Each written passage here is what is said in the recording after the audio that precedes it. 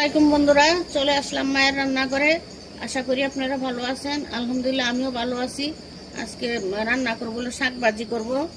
আগে শাকটা সিদ্ধ করে নিব। কড়াই বসাই দিছি, শাক দিয়ে দিলাম, পানি দিয়ে দিব,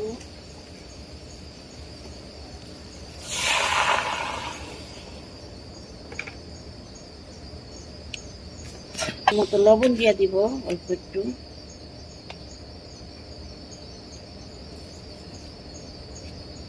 এখন ঢেকে দিব। পরে চলে আসলাম, লাড়া দিয়ে দিব। সিদ্ধ হয়েছে কিনা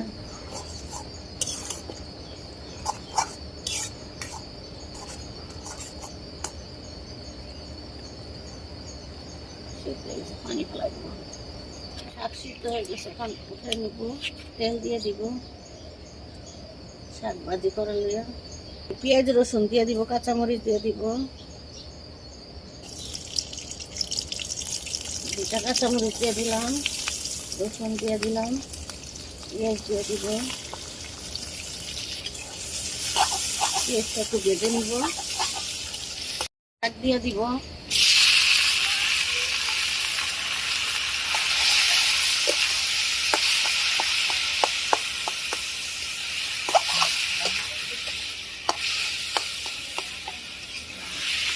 আবার একটু লাড়া দিয়ে দিব।